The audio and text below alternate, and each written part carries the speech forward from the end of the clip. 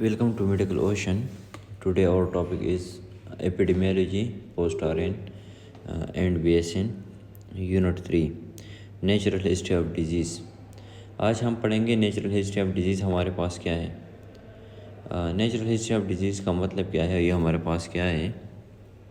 तो इसमें अगर हम आप लोग देख लो, इसमें हम पढ़ेंगे क्या पढ़ेंगे नेचुरल हिस्ट्री ऑफ डिजीज़ में। First of all we should study about the objective हमारे पास क्या है। At the end of session students will be able to define natural history of disease. इसमें हम क्या पढ़ेंगे कि स्टूडेंट्स एबल है कि वो नेचुरल हिस्ट्री ऑफ डिजीज़ के बारे में पढ़ लें। दूसरा, define the terms host, agent and environment. Host, agent और एनवायरनमेंट हमारे पास क्या है, तो वो टर्म्स हम पढ़ेंगे। तीसरा, आइडेंटिफाई द कंसेप्ट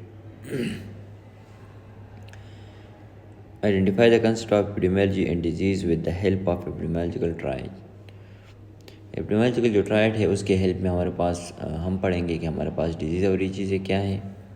और नेक्स्ट हमारे पास identify the epidemiological approach in community. Epidemiological approach हमारे पास क्या है कम्युनिटी में, तो हम इसके बाद हम पढ़ लेंगे।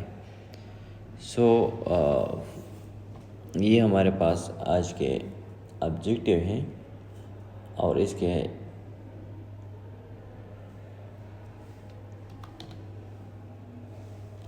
हिसाब से हम इसको डील कर लेंगे।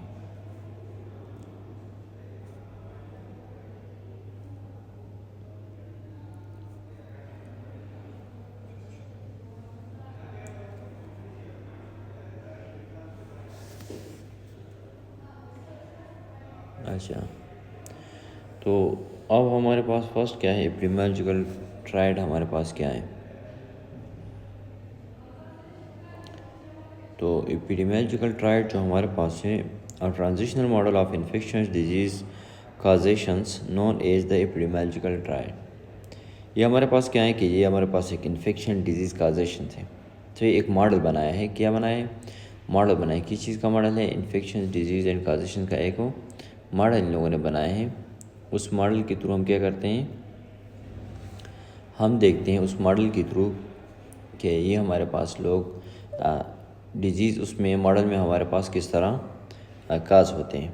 तो उसी मॉडल को हम क्या कहते हैं, एपिडेमियोलॉजिकल ट्रायल हम कहते हैं। The triad consists of an external agents, a host, and an environment in which the host and agents are brought together, causing the disease to other in the host। इसमें हमारे पास क्या होता है कि एक आपके पास होस्ट होता है, एक एजेंट होता है और एक काजिटिव एजेंट होता है। अगर उसको एक ऐसा होस्ट मिलता है जहाँ पे वो इजीली ग्रो करता है और इजीली वो डिज़ीज़ को स्प्रेड करता है, तो वहाँ पे आपके पास डिज़ीज़ की चांसेस ज़्यादा होती हैं, जिसको हम इंटरनली हमारे बॉडी के हिसाब से हम उसको इम्यूनिटी सिस्टम कहते हैं। इम्यूनिटी सिस्टम का मतलब क्या है कि जिन लोगों का इम्यूनिटी सिस्टम स्ट्रांग होता है उनको डिजीज़ की चांसेस कम होते हैं, जिनका इम्यून सिस्टम कमज़ोर होता है उसको डिजीज़ के चांसेस ज़्यादा होते हैं। अब इम्यून सिस्टम आपके पास क्या है कि और क्यों और किस वजह से आपके पास स्ट्रांग और कमज़ोर होगा। इम्यून सिस्टम जब हम एंटीबायोटिक का डोज पूरा नहीं लेते हैं, स्टेरॉइड बहुत ज़्यादा लेते हैं, या आपको क्रॉनिक डिजीज़ हो, कैंसर, HIV, एड्स वगैरह किस्म के डिजीज़ हो, तो उससे आपका इम्यून सिस्टम फिर उस तरह नहीं होता है। नेक्स्ट आपके पास एक वेक्टर होता है। वेक्टर आपके पास क्या है, ये आपको MCQs में आ सकता है कि एक ऑर्गेनिज्म आपके पास होता है जो ट्रांसमिट करता है infection by conveying the pathological from one host to another without causing disease itself may be the part of infectious process. अब वेक्टर आपके पास क्या है, ये खुद डिजीज़ नहीं काज कर सकता है और ना इसकी वजह से डिजीज़ काज होता है, लेकिन ये आपके पास एक चैनल है। चैनल का मतलब क्या है कि एक जगह से दूसरी जगह तक लेके जाने में हेल्प कर देता है। एक ऑर्गेनिज्म से दूसरे ऑर्गेनिज्म तक या एक होस्ट से दूसरी होस्ट तक लेके जाने में ये हेल्पफुल करता है। वो आपके पास मल्टीपल हो सकते हैं। अब फॉर एग्जांपल आप पेशावर से इस्लामाबाद जा रहे हो या इस्लामाबाद से पेशावर जाए, तो उसके लिए आपके लिए एक चैनल चाहिए, एक ट्रांसपोर्ट चाहिए।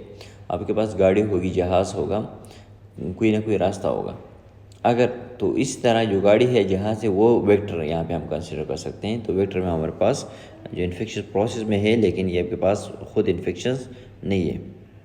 एग्जाम्पल उसका क्या है, a classical example of a vector is Anopheles mosquitoes. And Anopheles mosquitoes inject blood from infected host at peak of the parasite plasmodiums. after being stored in the salivary glands and then infect into the next human upon which is mosquito feed. The plasmodium can cause malaria in the infected humans. Thus, the Anopheles mosquito served as a vector of malaria. अब malaria आप लोगों को पता है हमारे पास एक disease है, वो किस तरह स्प्रेड होता है? प्लाज्मोडियम के थ्रू। कौन स्प्रेड करता है? मॉस्किटो आपके पास करता है। लेकिन मॉस्किटो में भी आपके पास डिफरेंट टाइप्स है, जो स्पेशली एक टाइप से वही मॉस्किटो एक बंदे से दूसरे बंदे में क्या करता है? ट्रांसफ़र करता है। किस तरह ट्रांसफ़र करता है? जैसे ही मच्छर आ जाते हैं और आपको काट लेते हैं और उससे आपसे ब्लड सक करते हैं, जैसे ही आपको काटते हैं और ब्लड आपसे सक करते हैं, उसके बाद वो क्या करते हैं? उसी इन्फेक्टेड इन्फेक्शियस ब्लड को दूसरे बंदे में क्या करते हैं? इंजेक्ट करते हैं। तो आपकी मलेरिया की इन्फेक्शन जो है वो दूसरे बंदे को मलेरिया हो जाती है। तो ये आपके पास एक एग्ज़ाम्पल है, तो होपफुली आसान एग्ज़ाम्पल है, आप लोगों को समझ आ गई हो। नेक्स्ट आपके पास एपिडेमियोलॉजिकल ट्रायज या ट्रांसमिशन अगर with the agent levels its survivor or host through a porter of exit and convey by mode of transmission to enter through a appropriate porter of entry to infected a susceptible host. Transmission में be direct and indirect. अब आपके पास क्या है कि इसमें हमारे पास एक चेन है, सही। चेन क्या है? आपके फॉर एग्जांपल एक बंदा है वो इन्फेक्टेड है, उसको हम रिजर्वायर या होस्ट कह सकते हैं, through a porter of exit. Porter of exit आपके पास मल्टीपल हो सकते हैं, आपको ओरल हो सकता है, ब्रीथिंग हो सकता है, स्किन टच हो सकता है, बाकी हो सकते हैं, सही, जिससे आपकी माइक्रो ऑर्गेनिज्म आपकी बॉडी से बाहर निकलते हैं। कन्वे मोड ऑफ ट्रांसमिशन, उसके बाद क्या कहते हैं? उसके लिए एक ट्रांसमिशन चाहिए। ट्रांसमिशन आपके पास एयर भी है, सही, ह्यूमन बीन है, मॉस्किटोज़ भी है, बाकी मल्टीपल चीज़ें है आपके पास। फिर उसके पास एक पोर्टर ऑफ एंट्री होनी चाहिए। पोर्टर ऑफ एंट्री का मतलब क्या है कि जहाँ पे वो एंटर होता है, क्या होता है? बॉडी के एंटर होता है to infect a susceptible host, जो इन्फेक्ट करता है आपके पास ससेप्टेबल होस्ट को। ये ससेप्टेबल होस्ट को किस तरह इन्फेक्ट करता है कि जब आप इसे माइक्रो ऑर्गेनिज्म आप के जिस्म से वो दूसरी जगह पे या दूसरी बॉडी में वो चले जाते हैं, तो वहाँ पे वो क्या करता है? फिर इन्फेक्शन की चांसेस ज़्यादा होते हैं। ट्रांसमिशन में भी डायरेक्ट और इनडायरेक्ट। अब ये डायरेक्ट भी हो सकता है और इनडायरेक्ट भी हो सकता है। डायरेक्ट किस तरह हो सकता है, इनडायरेक्ट किस तरह हो सकता है? आप लोगों को पता है कि डायरेक्ट कंटेक्ट या इनडायरेक्ट कंटेक्ट में हमारे पास ही उस कंटेक्ट में हम इसको ले सकते हैं। अच्छा, नेक्स्ट हमारे पास उसके बाद है एपिडेमियोलॉजिकल ट्रायड। अब एपिडेमियोलॉजिकल ट्रायड आपके पास क्या है? ये आपके पास उसमें तीन चीज़ें आपके पास है, एजेंट, होस्ट एंड एनवायरनमेंट, सही। एपिडेमियोलॉजिकल ट्रायड जो आपके पास तीन चीज़ें हैं, एजेंट, होस्ट एंड एनवायरनमेंट। तो एजेंट, होस्ट और एनवायरनमेंट जो है आपके पास है, ये आपके पास प्रॉपर पेशेंट्स की चीज़ें जो है वो ट्रांसफ़र कर सकते हैं विदाउट, अगर इसमें एक भी नहीं है तो फिर आपके मरीज़ की वो चीज़ें वहाँ पे उस तरह ट्रांसफ़र नहीं हो सकता है, डिजीज़ की जो प्रोसेस है वो नहीं होगी।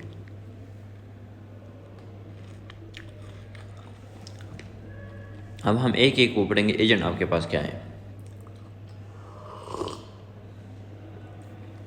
एजेंट आर सब्सटेंस लिविंग और non living or a force tangible और intangible. The excessive presence of relative rate of which may initiate or perpetuate a disease process. Agent आपके पास क्या है? ये आपके पास सब्सटेंस है, लिविंग भी हो सकते हैं, नॉन लिविंग भी हो सकता है, जिसकी वजह से आपके पास डिजीज़ जो होते हैं वो खास हो सकते हैं, सही, डिजीज़ प्रोसेस में हेल्प करता है। फिर डिजीज़ एजेंट आपके पास क्या है? केमिकल है, फिजिकल है, और आपके पास केमिकल, फिजिकल आपके पास है, मैकेनिकल भी है। केमिकल आपके पास क्या है? Air pollution, toxic waste and pesticide. जितनी भी आपके पास फैक्ट्री वगैरह में काम होते हैं और वहाँ उस काम की वजह से आपके पास पोल्यूशन बनता है, तो उसको हम क्या कहते हैं? एयर पोल्यूशन कहते हैं। दूसरा आपके पास जो वेस्ट आपके पास प्रोड्यूस होते हैं, टॉक्सिक वेस्ट, स्पेशली जो फैक्ट्रीज वगैरह में होते हैं, तो वो आपके पास भी केमिकल्स वगैरह उसमें आ सकते हैं। नेक्स्ट आपके पास क्या है? Toxic waste and pesticide. आपके पास क्या मतलब है? पेस्टिसाइड का मतलब क्या है? आपके पास जो आपके जड़ी बूटियाँ वगैरह पे जो हम केमिकल डालते हैं, सही। फिजिकल आपके पास noise, radiation, health, cold and electricity. हम कॉमनली देखते हैं नॉइस भी आपके पास एक पोल्यूशन है, सही, एक एजेंट है आपके पास जिसकी वजह से आपको मल्टीपल डिजीज हो सकते हैं। आप लोग कहेंगे नॉइस में किस्सा होता है, जहाँ पे नॉइस होता है तो वहाँ पे मेंटली या साइकोलॉजिकली आपको सुकून नहीं मिलता है।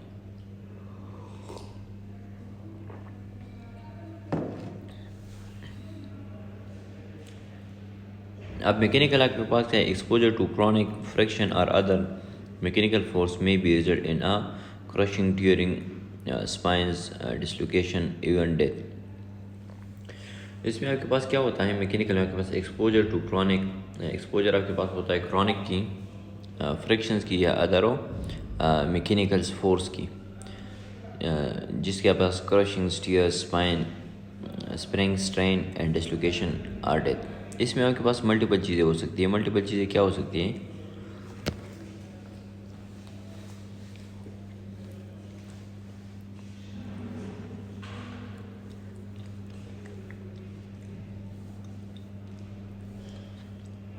अगर आप किसी चीज़ को उठाते हो सही और आपका पोजीशन ठीक नहीं है तो उसकी वजह से आपको भी स्पाइनल इंजरी वगैरह हो सकती है।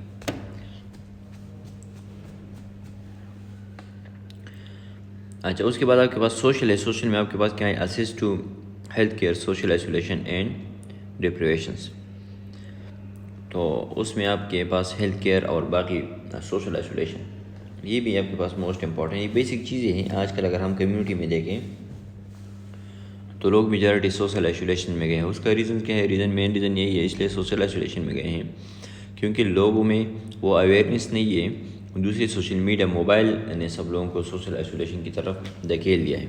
मोबाइल ने किस तरह देखिए, एक जगह पे बैठे हैं, मोबाइल में बिजी हैं, न घर वालों को टाइम देता है, न बच्चों को टाइम देते। इवन 14 ईयर से पहले बच्चों को मोबाइल देना भी नहीं चाहिए एक रिसर्च के मुताबिक। अच्छा, सोशल में आपके पास पॉवर्टी, असिस्ट to health and social isolation.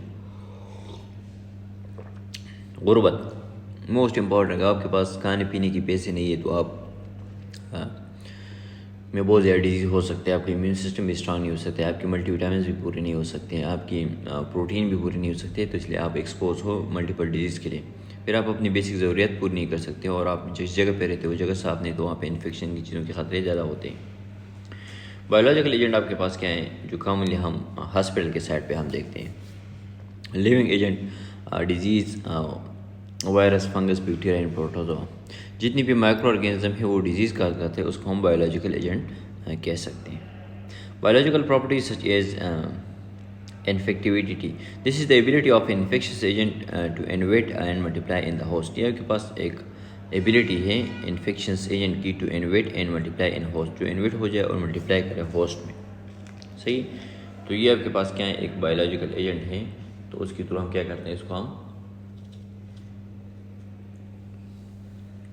देखते हैं। पैथोजेनिसिटी, ये बेसिक टर्म है, आपको एमसीक्यूज में आ सकते हैं, इसलिए आप लोगों ने इसको थोड़ा सा याद रखना है। This is the ability to invade clinically apparent illness. ये आपके पास है जो क्लिनिकली आप को डिजीज़ हो तो उसको हम पैथोजेनिसिटी कहते हैं। वायरलेंस आपके पास क्या है? The proportion of clinical cases result in the several clinical manifestation. ये आपके पास क्या है? प्रोपोर्शन ऑफ क्लिनिकल केसेस है resulting in several clinical manifestation. Several clinical में आपके पास ही आ जाते हैं, तो उसको हम क्या कहते हैं? वायरलेंस हम कहते हैं। अब होस्ट के क्या है? कौन कौन से फैक्टर हैं? होस्ट लिविंग थिंग है आपके पास, यूजुअली ह्यूमन और animals, they are expose to an harbour और डिजीज। ये आपके पास एक्सपोज हार्बन या डिजीज के हिसाब से। The human host is referred to as soil and the disease agent is seed.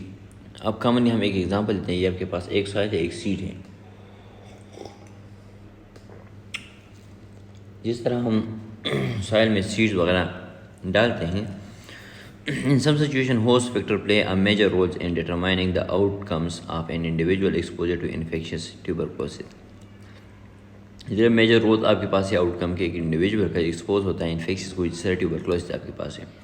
अब ट्यूबरक्लोसिस आपके पास क्या है कि एक घर में एक बच्चा ट्यूबरक्लोसिस है, तो उसके वजह से आपके पास स्नीजिंग की वजह से या सांस लेने की वजह से उसमें बाकी लोग भी इफेक्ट हो सकते हैं। तो इसलिए उसको किस चीज़ की नीड होती है? उसको आइसोलेशन की नीड होती है, लेकिन अनफॉर्चुनेटली हम उसको आइसोलेशन में नहीं डालते हैं। तो ये चीज़ें आपको देखना।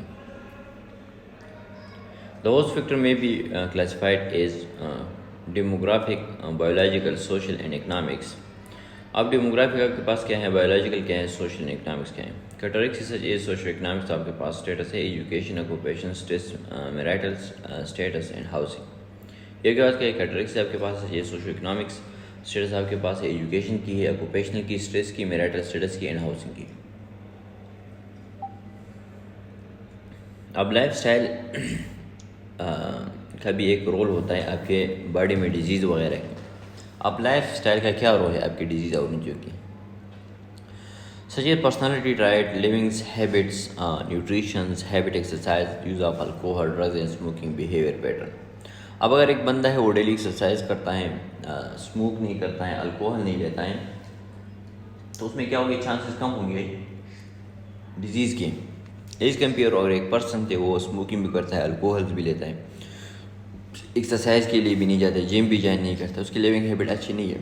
अगर वो खुराक में भी चीज़ों को देख लें, पिज़्ज़ा या शोरमा, सही, चिप्स वगैरह यही चीज़ें खाते हैं, तो ये आपके लिए क्या है, कोल्ड ड्रिंक्स वगैरह ये आपके हेल्थ के लिए बहुत ज़्यादा नुकसानदेह है, तो इसलिए उसको ये चीज़ें नहीं खाना चाहिए।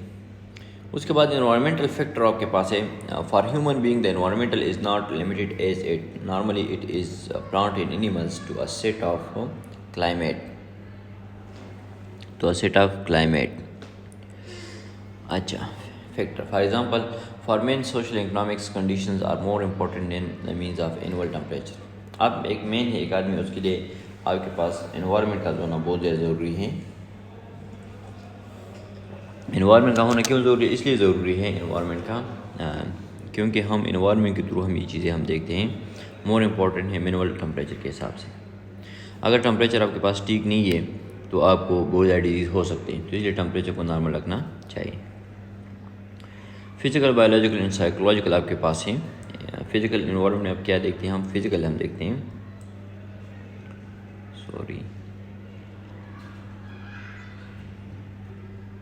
अच्छा फिजिकल आपके पास क्या है, physically is applied for non living things and physical factor air, water, soil, housing, climate, geographical, heat, light, noise, debris and radiations. ये आपके पास क्या है, फिजिकल है।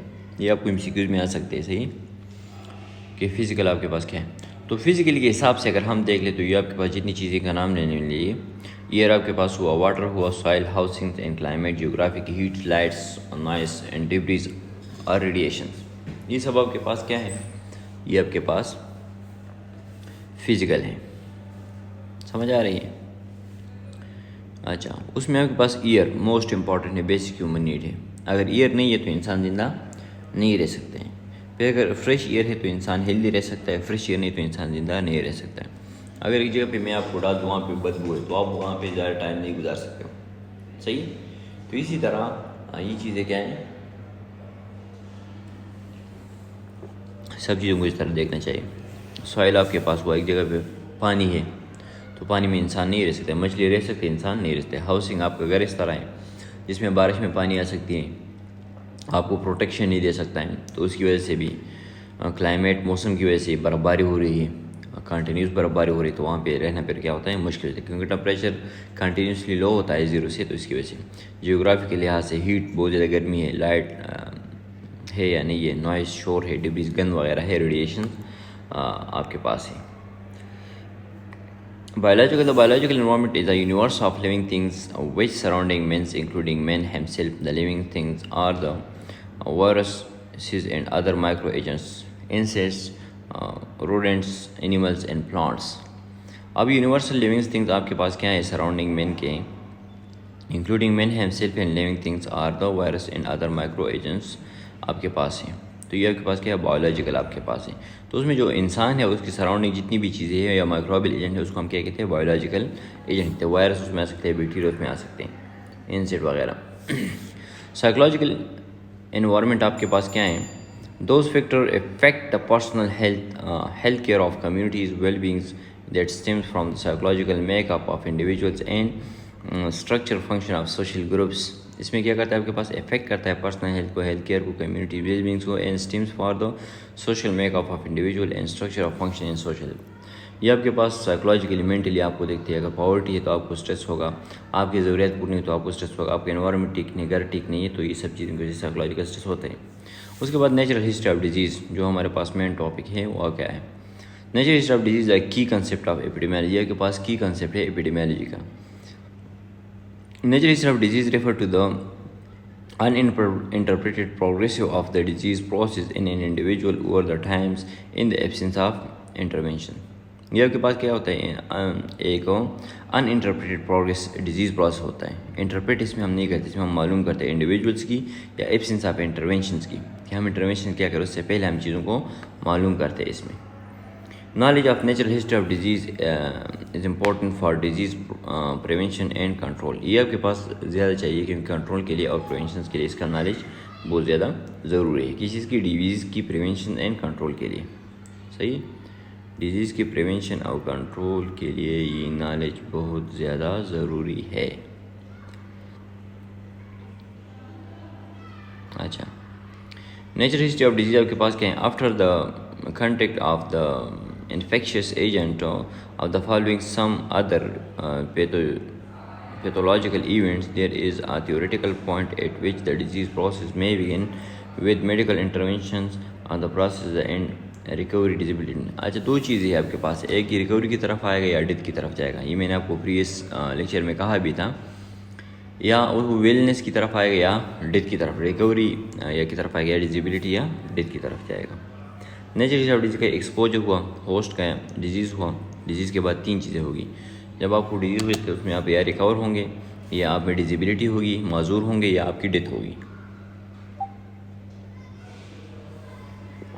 अच्छा, तो जिस तरह मैंने आप लोगों को कहा कोविड-19 आया था, अगर हम देख ले तो कोविड-19 में क्या था, पहले लोगों को ख़ुद को एक्सपोज होने से बचाते थे, मास्क पहनते थे, फासला रखते थे, एक जगह पे हुजूम इकट्ठा नहीं करते थे, जो बंदा इफेक्टेड हुआ था उसके लिए पर्सनल प्रोटेक्टिव इक्विपमेंट यूज़ करते थे और उसको अटेंड करते। इवन नर्सेज और डॉक्टर भी मरीज़ के पास नहीं जाते थे, सही है। तो इस वजह से आपके पास एक होस्ट है, और होस्ट का मतलब है आपकी बॉडी के इम्यून सिस्टम। अगर आपका इम्यून सिस्टम स्ट्रांग है तो आपको छोटी छोटी डिजीज़ कुछ नहीं कह सकता है। अगर आपका इम्यून सिस्टम स्ट्रांग नहीं है तो आपको डिजीज़ में मसले हो सकते हैं। उसके बाद डिजीज़ है, डिजीज़ आपको हो गए तो रिकवरी की तरफ जाओगे, या डिसेबिलिटी की तरफ जाओगे, या डेथ की तरफ जाओगे। तो उसके बाद ये तीन ऑप्शन आपके पास हैं। जिस तरह हम हॉस्पिटल में देखते हैं, स्पेशल आईसीयू में मरीज़ या ठीक होता है, या वो स्ट्रोक में, या वो माजूर बन जाता है, और या उसकी डेथ हो जाती है। आप लोग देखते हो, तो ये आप लोगों के लिए कोई नई बात नहीं है।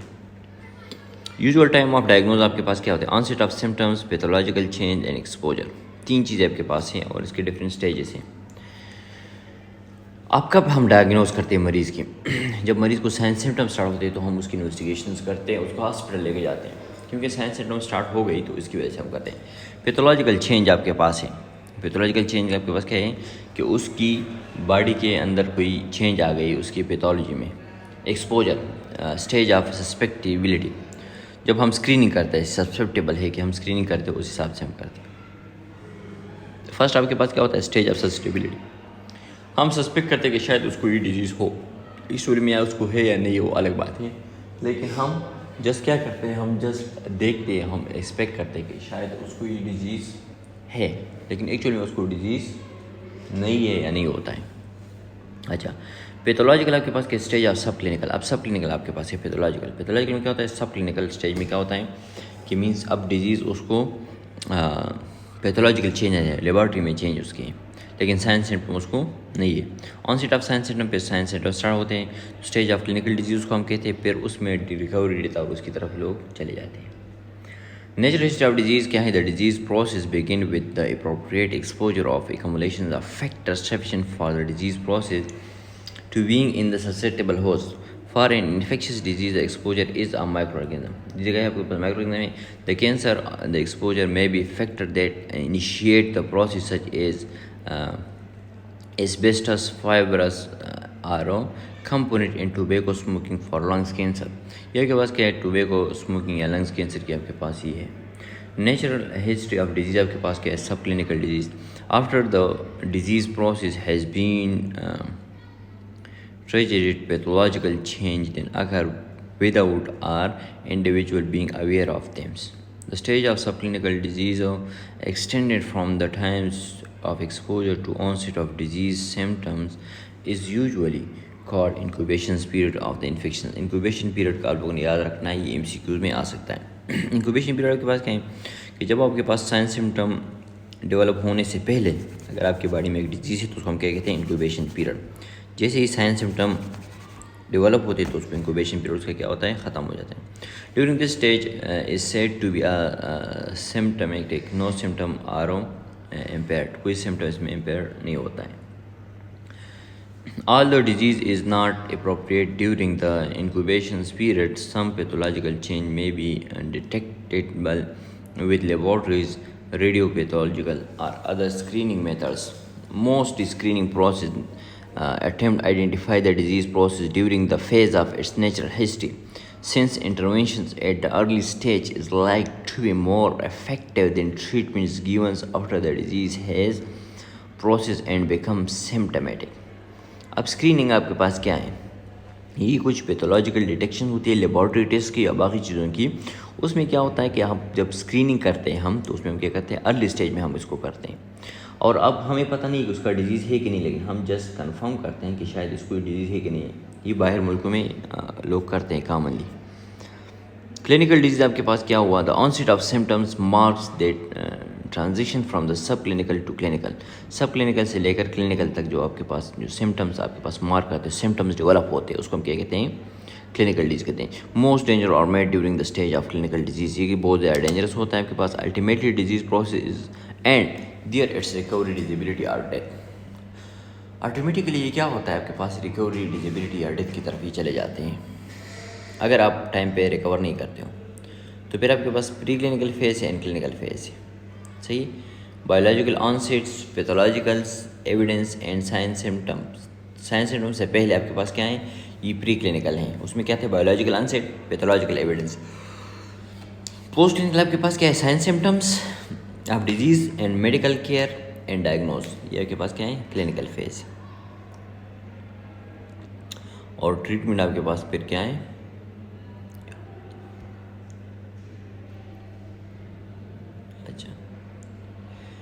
Disease, impairment, disability, handicap. ये आपके पास एक चार्ट्स हैं, उसमें हम देखते हैं. ये दोबारा आपके पास है disease onset, sign symptom and consequences.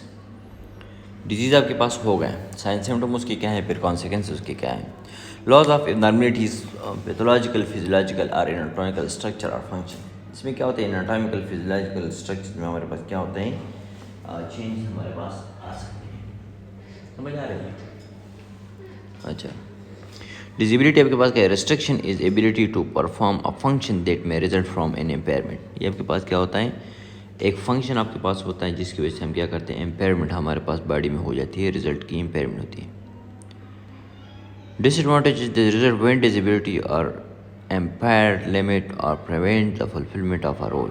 इसमें क्या होता है, फुलफिलमेंट ऑफ द रोल्स क्या होती है, वो चेंज हो सकती है.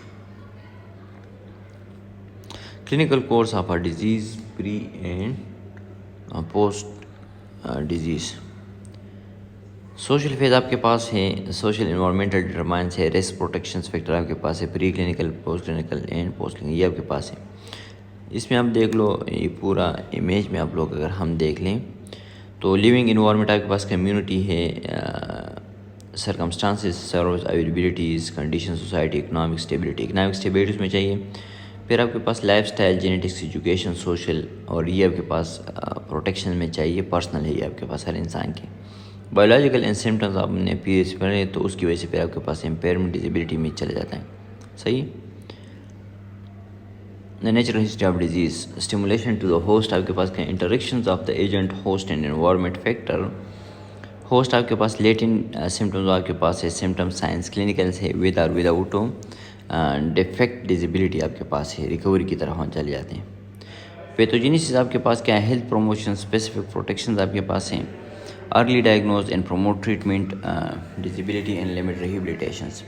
अगर अर्ली डायग्नोज होते हैं तो ट्रीटमेंट भी बेटर होगी और डायग्नोज भी अच्छी तरीके से होती है. अगर हम डिजेबिलिटी लिमिट करते हैं तो फिर आपके पास क्या होता है, फिर वो चीज़ें ट्राइज की तरफ चली जाती हैं. तो level of application of preventive medicine आपके पास है।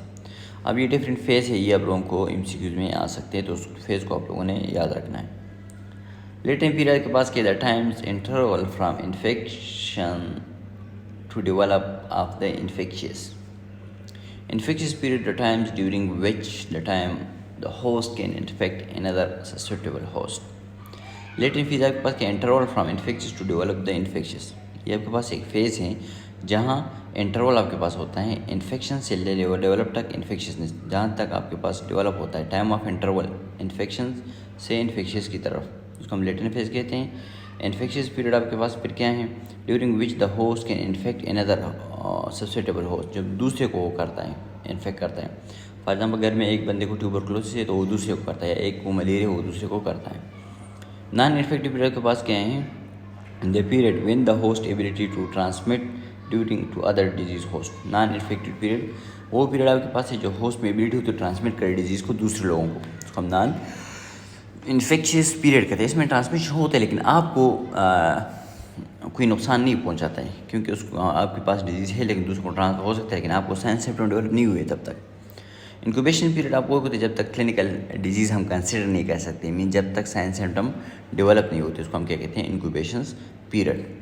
एपिडेमियोलॉजिकल अप्रोच आपके पास क्या है, the practice of epidemiological relies on the symptoms approach in very simple terms that epidemiologists count case or health events or describe them in terms of times, place and persons।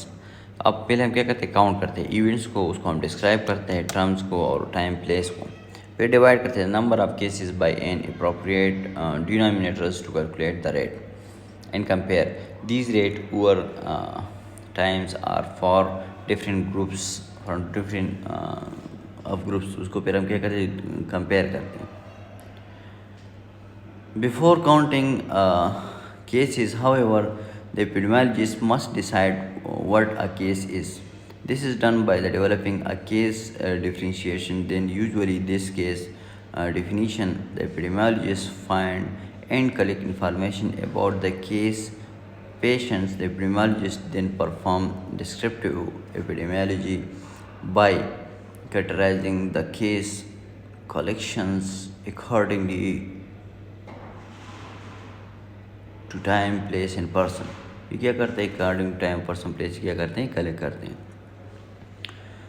To calculate the disease rate the epidemiologist divide the number of cases by the size of population. Number of cases size of population के हिसाब से हम करते हैं। Finally to determine whether this rate is greater than what one would normally expect, and if so, to identify the factor contributions to this increase, the epidemiologists compare the rate for the populations to the rate in the appropriate compare groups, usually analytical epidemiological techniques। यहाँ हम analytical epidemiological techniques हम इसमें use करते हैं।